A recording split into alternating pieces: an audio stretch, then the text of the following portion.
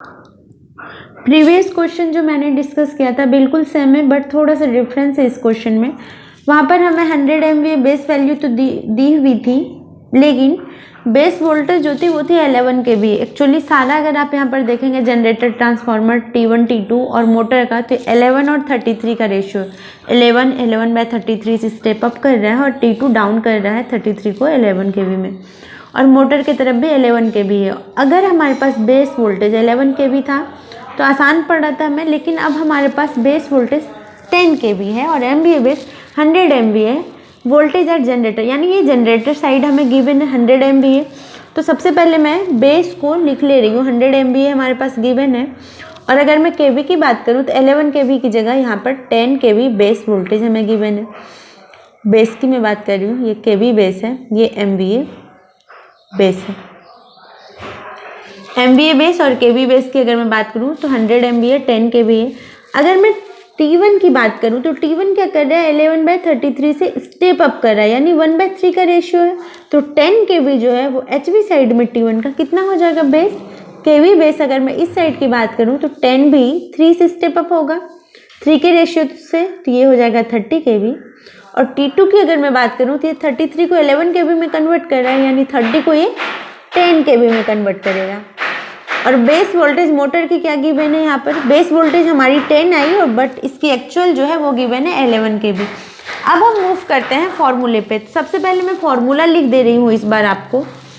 तो हमारे पास फॉर्मूला था x पर unit new equal x per unit old into MVA, ये new upon MVA old into KV old upon KV new का whole square. ये हमारे पास फॉर्मूला है। तो मैं बात करती हूँ एक्स ऑफ जनरेटर की पर यूनिट में, वो भी न्यू। तो एक्स पर यूनिट ओल्ड क्या है, 0.2 into MVA new. MVA new 100 MVA base voltage लेने के लिए बोला गया, तो हमने 100 MVA लिया, अपॉन MVA ओल्ड क्या है इसकी 30 into KV old. KV old क्या है 11 kV अपॉन KV न्यू भी हमने ली, KV न्यू क्या है 10, तो 11 अपॉन 10 का होल स्क्वायर। मैं बाद में से कैलकुलेट करके यहाँ पर लिख दूंगी कि ये क्या वैल्यू आ रही है। अब मैं मूव करती हूँ XT1 पर यूनिट न्यू। XT1 पर यूनिट न्यू क्या होगी, ओल्ड क्या है हमारे पास 0.1 into MVA new 100 upon MVA old. T1 की बात करूँ तो 15 इंटू KV ओल्ड।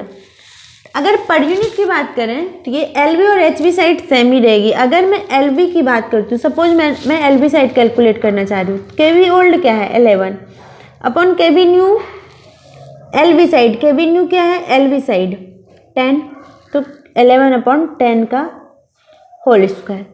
अब मूव करती हूँ XT2 पर यूनिट में न्यू। T2 क्या है 0.1 पर यूनिट, तो मैंने लिखा 0.1 into MVA new upon MVA old 15 given है, इंटू KV ओल्ड। T2 की आप किस साइड लेना चाहते हैं, आप चाहें तो HV साइड ले लें। अगर HV साइड 33 लेंगे T2 का, तो आप बेस वोल्टेज 30 लेंगे। अगर आप इस साइड लेंगे तो 11 अपॉन 10 करेंगे, या फिर 33 अपॉन 30 करेंगे। दोनों की वैल्यू 11/10 ही आएगी। 33 अपॉन 30 भी करते हैं तो 11 से ऊपर और नीचे, 11 से 3/10 के 11 से अगर आप करते हैं, मैं कर ही देती हूँ। HV साइड 33 है, सपोज मैं इस साइड ही कैलकुलेट करती हूँ, 33 अपॉन ये क्या है 30। आप 11 से, अगर 11 से तो नहीं, ये 3 से जाएगा, तो 3 से अगर आप करते हैं तो ये आती है 11 और ये आती है 10। अगर आप इसका LV साइड लेते हैं तो 11 ओल्ड वैल्यू और न्यू है 10, तो 11 अपॉन 10, और HV साइड भी लिए तो भी आपके 11 अपॉन 10 का होल स्क्वायर आया।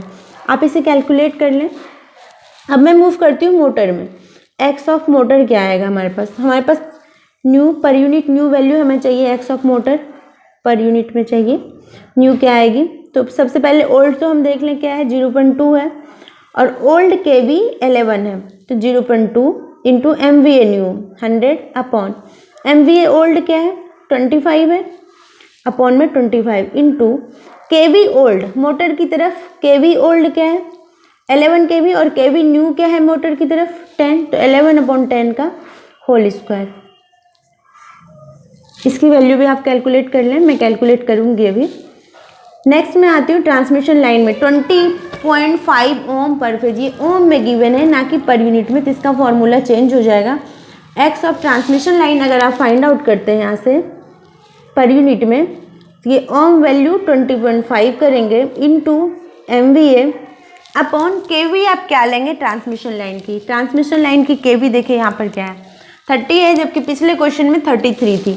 अपॉन 30 का आप स्क्वायर करेंगे, ये फॉर्मूला होता था ना ओम में value into MVA upon KV का स्क्वायर। इसी फॉर्मूले पे मैंने पर यूनिट फाइंड आउट किया।